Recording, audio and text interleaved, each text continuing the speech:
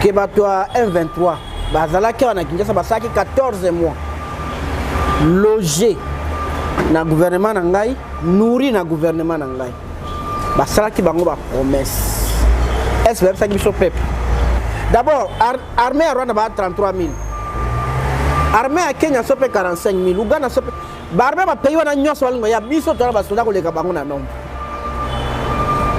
quoi ça ça sonani gouvernement il faut pas céder non mais gouvernement d'abord to na ba négociation ndengeni to na mabe depuis makamone bandi un mois oyo ngana na union sacrée est-ce que ceux qui président bengi batunyo so ba solo mais pourquoi na ambassadeur Salobaka que la communauté nationale c'est vous qui nous avez imposé que qu'on accepte les éléments rwandais dans notre armée est-ce que moi là qu'on dit Rwanda est-ce que tout dans cette population mais ils avaient mis les éléments rwandais c'est ça audio ton dimanche va contre dire armée mais un petit type comme ça il faut vraiment la peuple pardon et puis à démissionner.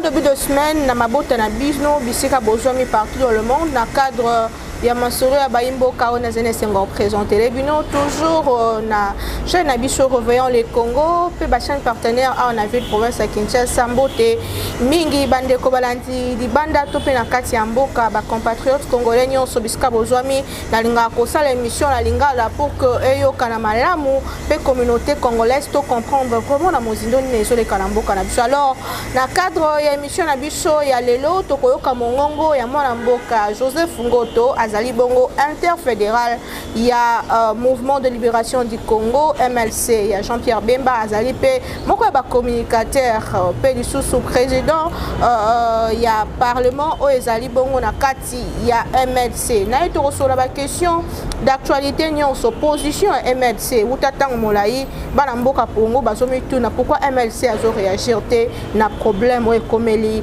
est démocratique du Congo. Na yelongo to sur la question nyonso oyo bino botunaki bino botunaki biso par rapport il y a président naye il y a participé les sous avenir politique il y a MLC tout de suite na monsieur Joseph Ngoto na yebisi bino yango que tozali na mwana mboka Joseph Ngoto azali moko ya lisanga politique il y a MLC na ye to sur la question d'actualité mwana mboka Joseph Ngoto mbote na yo mbote mingi mama Naomi mbote na bandeko banso baza kolanda biso et peu bon début à semaine à Bangobans. Mon amboka Joseph Ngoto toujours dans la question il y a Est démocratique du Congo pourquoi silence il y a MLC MLC dans silence MLC est membre de l'Union sacrée MLC dans le gouvernement donc à chaque fois que le gouvernement est en opposition MLC est dans la carte les gens qui veulent c'est que MLC bimaka libanda ya gouvernement be libanda ya Union sacrée ça va déclarer ça bateau azul balkwaka anarchie. Nous sommes dans l'Union sacrée. Dans le cadre de l'Union sacrée, on a tous un quatre gouvernement, tous un ministre. Et quand il y a une réunion, il y a conseil des ministres qui se réunit, MLC pèse dans la carte. Quand il y a une position, il pèse Sami, MLC a dedans. Donc on ne cherche pas que tous se détacher, tout ça la rébellion. MLC a parti moko et tout ça kamibeko. Ils ont parti moko a yebi sans engagement. Tous qui engagement na malamu na mabe tous en Union sacrée.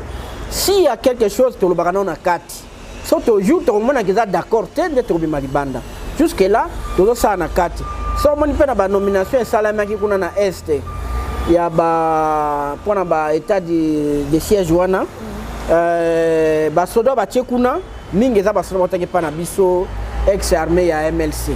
Donc MLC a vraiment en plein na kati ya lit wana ya est. Azana Katalik Est, mais est-ce que vous allez se rendre compte qu'à un moment donné, la population a habité sur Bino Boyokarango, mais bis sur le terrain, la population est un peu dessus, le président Jean-Pierre Bemba, depuis à Outa CPI, il y a par côté de la Union sacrée, apparemment, grand leader au Azala qui est la population a causé le niveau Moroboé, a comment silencier pour l'année.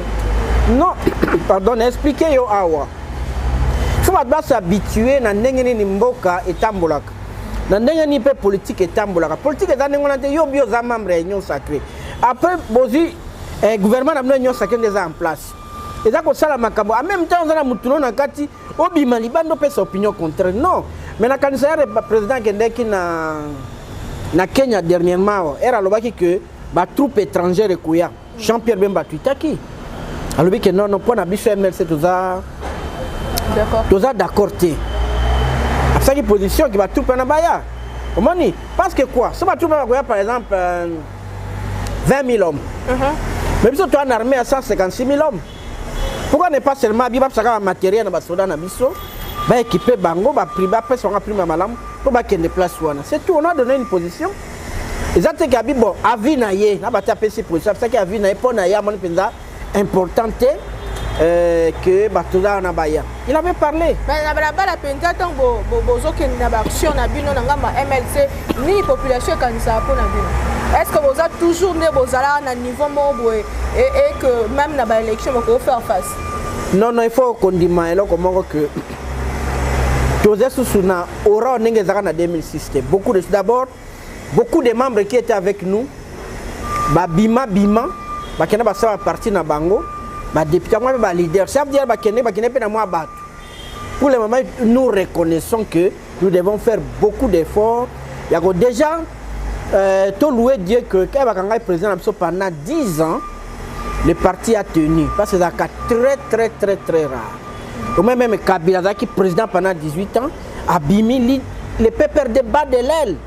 Mais il est là, na Kingakati, mais le président de la quitté.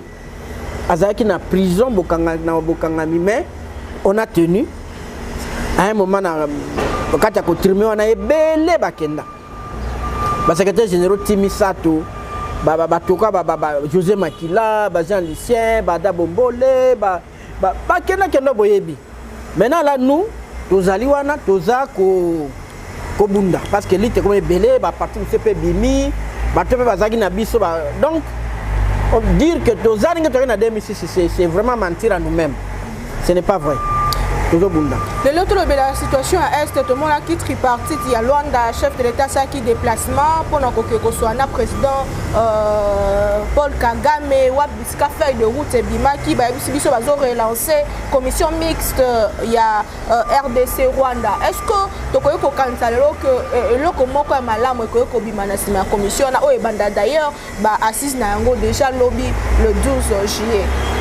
Déjà pour Nassir rencontre on a évité ce là qui vraiment parce que moni président Laurent appelle ça qui oyalo abona qui appelle là loba Kagame loba que yaye Félix abaka yaye on ne sait pas ce qui se dit réellement entre bango maintenant attendons ce qui réellement lobby commission mixte on est ko banda parce que to tomber d'accord biso ce que commission mixte on est ko zala to tana no lobby ce qui est bandi.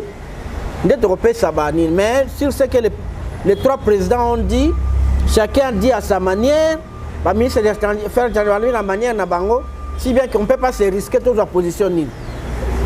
Au président Félix Alobaki, au Kagame Alobaki, donc attendons pour moi que la commission là est ça là réellement. Bon, Angola pas un deuil national, il ne faut pas qu'on n'ait pas un vitesse que vous savez, un lobby. Attendons voir. Là, il y a le président Edouard Santos. Alors, depuis Makambo Bandi, ce qu'il faut le Bélango, problème il y a Est de la République du Congo, depuis agression, plus d'un mois agression, il y a M23. Le ligne Kanindenge, gouvernement Zolangela Makambo Yango. Comment est-ce que vous trouvez? Est-ce que c'est très efficace le ligne Makambo Zokende, la topé le ligne au gouvernement Zosala Makasi pour nous aussi Salikambo? Moi, Makambo Est. C'est le moment où jamais tout le monde vérité, tout le monde solo. Bandeko ya biso moko bazaka engagement moko lobi se trop souffrir. Il paraît. Et puis dans le gouvernement n'a pas contredire. que bato M23 bazalaki wana Kinshasa basaki 14 mois logé na gouvernement na ngai nourri na gouvernement na ngai basalaki bango ba promesse est-ce que ça biso peuple et simbité no mon M23 azana déjà biso dans le gouvernement il faut savoir ce qu'il a fait, qu'est-ce qu'il a promis, quels sont les accords. Tous à l'ensemble, tout le monde a ça qui reconnaître tout ça qui voilà. Désormais il faut faire ceci. Tant que tout le monde a kakaboye soutien au phare de ce tout le monde kakaboye ngulu et ça normal. Même la communauté internationale et le côté mais la communauté internationale mais c'est vous-même qui avez signé, non? C'est vous-même qui les avez logés. Mais après vous allez en hôtel, yangani nakati. Nous on fait des choses à Kiyanke, aux alliés de la présidence, qui ne consultent pas le Parlement, qui fait des histoires, passe aux aboyés, et Sibisson. Parce qu'il y a pas comme Mboka, pour le présent, pour l'avenir, peut-être que la banane. Il faut vraiment tout attendre. Il y a que solo, la qu'on soit la maintenant, c'est quoi avant tout ça, il faut vraiment président, dans la délégation, le parlementaire, le gouvernement, il y a qui vous connaissez bazala. Et ça tout le banana nos vérités. Mais pourquoi nous avons un ambassadeur que la communauté nationale, c'est vous qui nous avez imposé qu'on accepte les éléments rwandais dans notre armée? Est-ce que vous avez est-ce que toute notre population? Mais ils avaient mis les éléments rwandais, c'est audio. Donc, dis-moi, il y a une armée. Mais un petit type comme ça, il faut vraiment le peuple pardon et puis à démissionner. Et tous les gouvernements là. Maintenant, vous savez ce qui bango awa. Vous savez la nine. Il faut besoin tout sur la macambo bien honnêtement. Mais dans le même dossier, force régionale, il y a lobby pour ne pas comme il problème. C'est absolument boyango. MSA boyango. Mais est-ce que ça n'a mboka moko bunda bitumba longa yango sans lisungi ya bamisusu? Ezala kati. Bongo nani Mutebusio so na kutabatari bazwaka Bukavu bazwaka nini? Era na biso totiko signer accord sans sitika sika. Buzan bia zaye kuna batindele ba élément ya Jean-Pierre Bemba to bengala bangote. Sans force étrangère. Force étrangère ko yako sa ni ozaka na baka, ozaka na minduki oso to pesa basona na biso. D'abord armée ya Rwanda ba 33 000. Armée ya Kenya sope 45 000. Uganda sope ba armée ba pays wana nyoso walingo ya biso to na basona ko leka bango na nombre. Quoi on fait ça pour nous? Monisco a la 20 000 hommes, ils font quoi? Matika Psoto Bunda. Bissomo qu'on donne les moyens à nos militaires, ils vont aller là-bas. Avec le phare d'essai alors que le pays est sous embargo. Nani, bon barme toi n'angwe zande, tu dois avoir barme. Parce que yo y a batona awa na mboko, ba pour abimaka. C'est quoi la capa maman? Bana ko ba sacré. Erio maman na omi on dimi mwana na yo. À qui n'est pas un voisin avec risque qu'il y a Koufa, il faut appeler ça comme Touya. Mais qu'est-ce que nous proposons aux autres là? Oba na mamba yo Koufa. Elle m'a beaucoup dans la Rwanda, pour tout ça, Rwanda, maintenant il y a Rwanda. Vous promettez à Bangonine. Et les enfants qui sont morts ici. Tout le monde a brisé glace. Paul Kagame na France 50 a lobby que yé Namboka ya Congo. Et Rwanda ça moko ya problème c'est que ba problème est bébé. Mais oui. Il a raison. Nous signons des accords comme ça quand on est encore tout le monde en quartier. Bon, Assemblée nationale et Salagadine, nous signons. Mais ce qui est majeur ngoma wana oya M23. Alors que salaire de bando kende. Dans un pays sérieux mais ensemble il fallait benga déjà premier ministre et benga ministre il y a défense. Et bien, ministre a budget. Mais les types là disent que vous avez une rubrique qui est dans le. Mais ça se passe comme ça, c'est les qui n'ont. Et vous voulez que la guerre en Israël? Ce sont des revendications fondées. Fondées parce que vous signez qui? Il fallait voir comment il va beaucoup comme ça, on a un problème. Et pas les Américains va discuter avec les terroristes. Barus n'est moko. Soit il y a à Bominga du pouvoir, soit il y a anéantir. C'est ça le principe. Bon, normalement dans beaucoup. Le quoi tu comment dire na cycle à l'élection. Tu peux tolérer à terme que le monte rébellion. Au niveau va pouvoir il y a quand parti politique va pouvoir. Mais ce MLC on a laissé. Tu totika bakangi bato nomsana ba prison président na biso mais tobi tokozwa ka pouvoir kaka par les urnes. Mais pourquoi les autres ne le font pas? Et ça logique Congolais faut défendre la constitution et tu vas pouvoir par les armes. Mais non. Mais ces gens-là qui sont allés négocier avec les rebelles.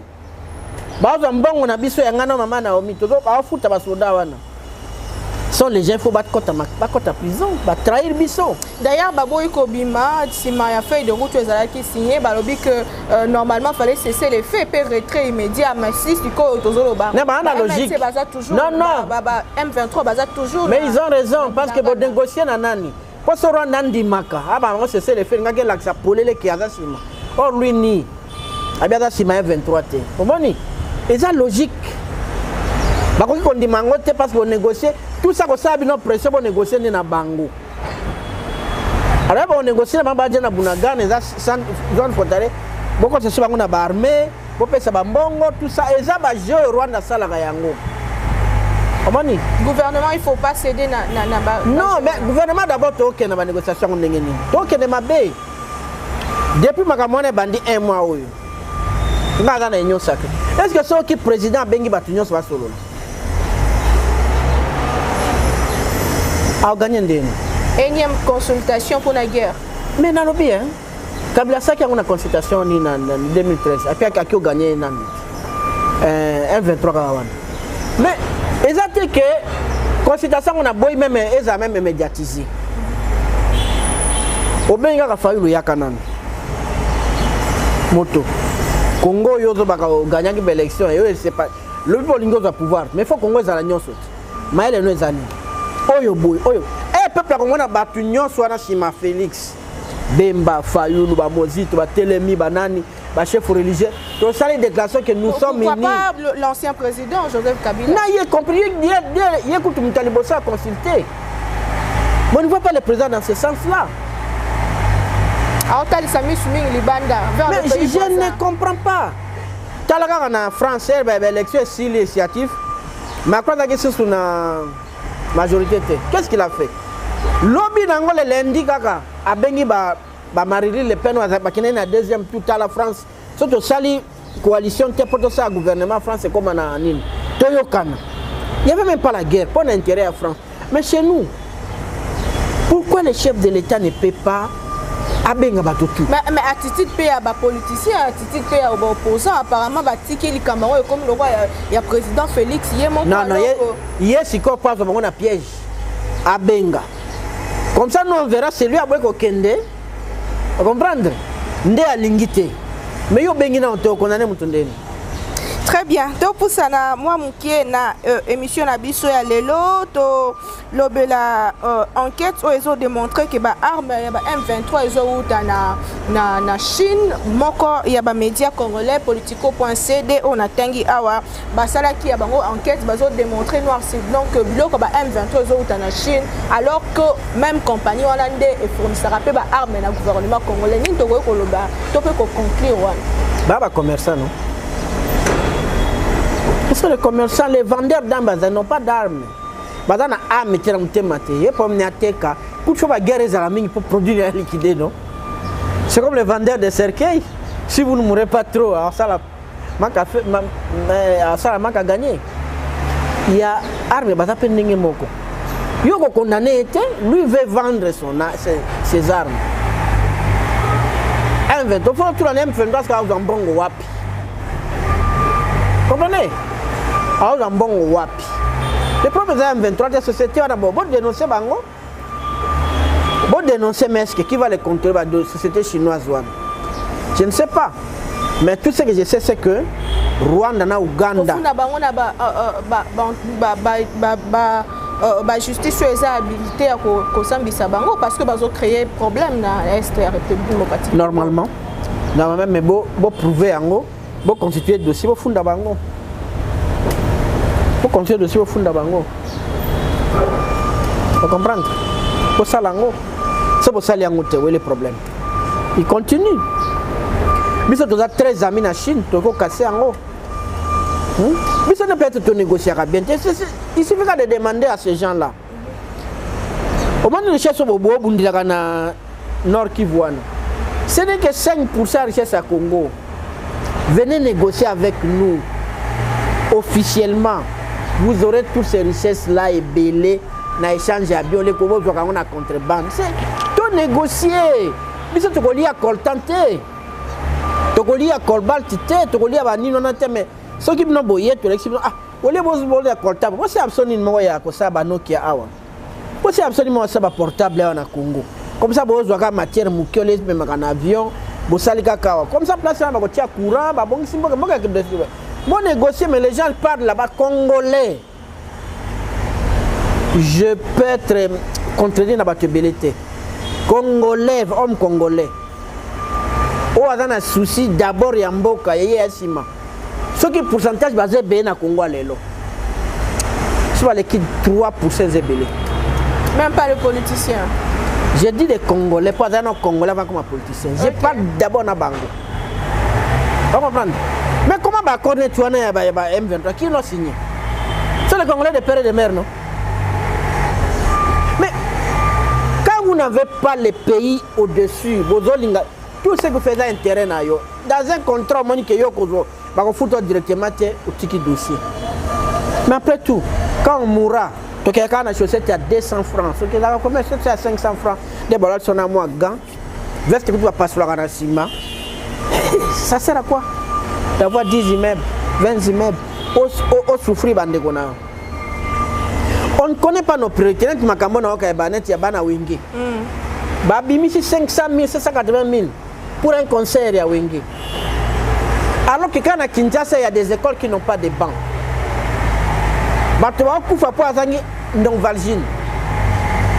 Alors qu'avec 15 000 francs et dollars au sein de la centre de santé. Donc avec cet argent-là, la Kinshasa,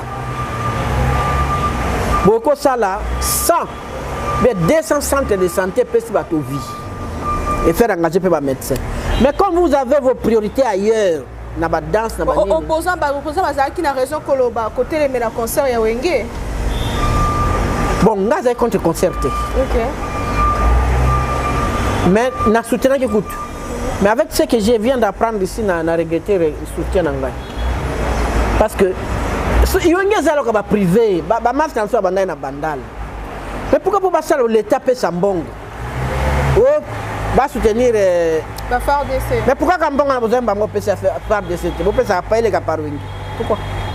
Ça n'est fini, toujours petit à petit vers la fin de cette émission. Loi électorale, les gens qui déjà affiché, les gens qui publié dans le journal officiel. Le lenge kani autant qui a un peu aux alliés vraiment comment est-ce que vous promettre une élection crédible? Et au tcham au boulot. Parce que après 45 va définir une élection babi, la signale l'option. Il y a soit à salika ka vote manuel, soit semi-manuel net au salaki il y a machine, soit totalement immatériel. Donc kaka machine ma camion naba maman, et ça dangereux. Avec ça bato bazanani na machine ba ki ya ko calculer ko yeba banani ba kozwa. Aucun candidat n'aura les moyens de produire la preuve. Parce que tout est immatériel. Nous, on se l'équipe dans la machine.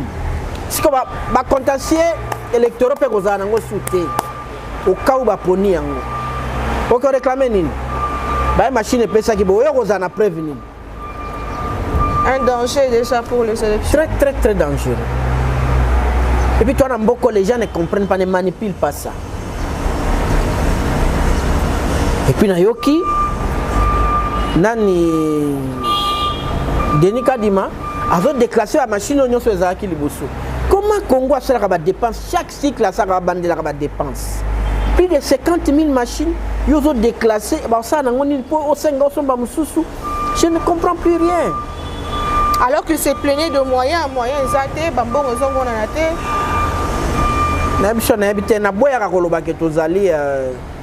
Maudit na Congo, tout ça. Mais encore de bonnes fois, mes peuples ne font soit destiné à mettre les Arabes. Nous avons de sérieux problèmes.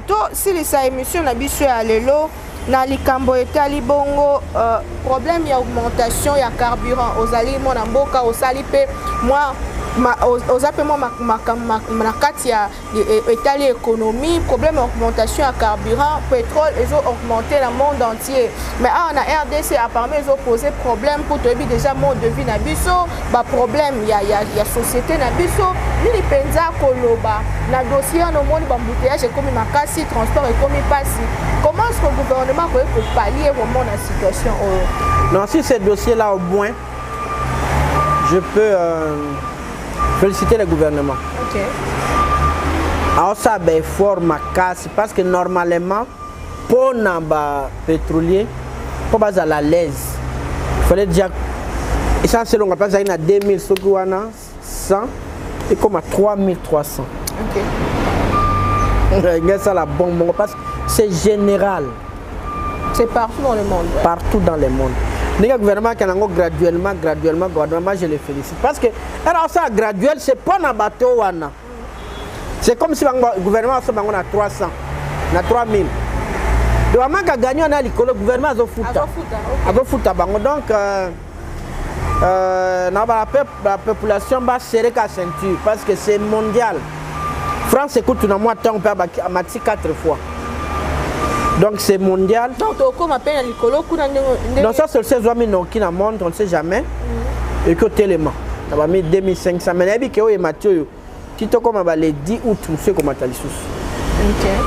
En attendant, la situation s'est stabilisée fin août, début septembre. Donc c'est stabilisé. Mais en tout cas, tu as moitié fin du mois, début août. Tu as 2600. C'est normal. Partout ils ont maintenu. Mais le gouvernement passe à l'effort pour soutenir Wana. Bon, ça moins fort que toi. Très bien. Donc si c'est mission Nabiso Yamoko Nalelo, votre mot de la fin aussi une question par rapport à l'activité Nabino Nangambu ya EMLC. Bon, on a que Jean-Pierre Azaro Lobamingi était parce que Nko Yobasalaga est dans le régime à Kabila. Il y a que subordination égale la corruption, déclassé à Kaye. Et d'ailleurs, nous avons moi mouké. Comme Balongo les Pinouana. L'explication que j'ai une émission, je vais quoi. Dans le Barnenge, dans le Bakaka. Pourra se présenter aux élections. Oui, dans l'émission. L'émission avant même loi. Et je suis heureux. Loi est PCK explication dans le Baki. Maintenant que Bemba est éligible. Azana Sidou Banga Salimo a tourné à Zozonga. On a fait tourner. D'abord, avant de annoncer, nous sommes communicateur pour les cartes, Sabino Ningozala. Pour le moment, on a une union sacrée. Nous servons le pays à l'intérieur. Donc, parti et ça, activité dans Zalaka, Ngazana réunion Nangai, tout ces rosales Manango. Et là, on enseigne comme mot de la fin pour le peuple congolais. Depuis qu'on enseigne à le peuple congolais, c'est un peu difficile parce que vous avez peuple, on a histoire nabino, vous avez offert belleté à la révolte et le soulèvement parce que quand ça a le pôle d'Azimino en 1885, colonisateur a martyrisé Bino. Belgique est aujourd'hui en 1908, colonisation en 1960, Bobanda Boye, la guerre. C'est ce qu'on a aujourd'hui en 1965. Dictature. Mais c'est vraiment somme Congolais comme ta somme. Même intellectuel a la vérité. Donc comme ça, notre culture est amicolo. Non, le chef de l'État est bon, ce sont ses collaborateurs. Bon, ça, il chef de l'État. Bon, ça donc, toujours une démocratie, mais toujours un fonctionnement de démocratie. Le chef de l'État dans le régime Nabisoyo, il y a un projet, c'est le gouvernement. Et puis, et lui, le chef de l'État, et le huissier qui est en bas, ils sont tous aux sali à l'État. Mais comment on a besoin que vous sali sa chef de l'État? Non, vous sali sa de l'État. Alors, il faut maintenant que ça la parole d'abord dans leur esprit, que tout tombe la Nemboka. Mais pour fait 32 ans, c'était beaucoup, il est parti. Mouzé 3 ans, ou à 18 ans, parti même à double mandat, il partira. Mais le pays restera. Il faut que sa culture wana kolinga mboka ko sale la pena mboka wana ko juger ba konzina yo même ya parti même impartialement yo lingi comment qu'il y a des personnes capables pour développer mboka mais comment qu'il y a ça sous bon côté yo linga mboka mingi on ça a des accords na ça arrive non même en Europe non même ngako ba non je suis plus d'accord avec Jean-Pierre Bemba parce que na koya ki na ninga zo mener sikoyo azo be makongo mabe ça peut arriver ba développer mboka na programme azana vision na ba métro na Kisasa montage avion à Kebumba zongi chaque jour promettez mais ils ont un programme donc que les gens que si chacun de nous, les Américains se développent par rapport à nous, chaque parent, alors que mon fils doit vivre mieux que moi. Donc ceux qui ont à souffrir qui, ou bien à Tazoli à 3 fois, au-delà à 3 fois, on a un bon macabilo qui peut se rabattre. Donc on a pas beau, il mettait 20 minutes. Faut que ça que moi n'engalo pas que Kitambo ça na Gombe awa moins de temps faut que ça moyen de transport si chacun pense à ça que lobby na ye ya bana neza la mieux que tout ça na bolingo wana le pays va avancer y compris le comportement que mais qui même tire ma famille na biso au moins que Congo va avancer mais malheureusement c'est dit chacun pour soi na ndenge pe ya mabe. Très bien, merci beaucoup Papa Joseph Ngoto, Otei Biso di Kametali Bolingo Mboka. Merci na bande Kubalandi Biso, merci na Yondo Dime Koyenamikuna na Biso. Sans oublier que MLC vous partagez bilan Union Sacrée na 2023. J'espère que vos Union Sacrée vous en a budget na bilan té. Bilan de la chef de l'État. Le chef de l'État. Oui. Na gouvernement na. Non. Donc fait partie de MLC. Na lobi boye. Là, c'est un toko sanaté. Quand il y a des personnes qui M. Mobutu a détruit le pays, tu sais que dit le père venait d'être ministre, plusieurs fois ministre. Tout à la claire, tout à l'honnête. Tu sais qu'il a été plus. Tu sais qu'il a travaillé avec Mobutu de 65 82, ça fait 17 ans. Il était dans la gestion à Mobutu. Mais lui, il n'a cessé de dire que c'est Mobutu qui a détruit le pays. Et Mobutu a assumé parce que le président, c'est lui le chef d'orchestre. Donc le président va assumer. Mais oui, Nani Joseph Ndoyi Nangai. Il assume à 18 ans alors que les deux premiers mandats na Parlement na Liboso Azaki na accord avec Palou. Le premier c'était Palou. Est-ce que autant à Palou? Autant à Kabila non? Mais pourquoi cette fois-ci vous voulez que Bisson se soit Tonine? C'est lui qui a créé l'Union Sacrée à Bengi Bisso. C'est lui, après cette vision, comment tout ça là, c'est lui qui a le pouvoir de sanctionner qui il veut. C'est à lui de rendre compte.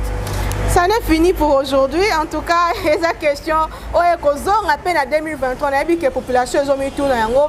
On a vu prochainement, on a invité à Sika, toujours avec le même plaisir. Tika et Nzambe, à Benissa, Mboka, et Bako, qu'on a vu sur le République démocratique du Congo. Bye.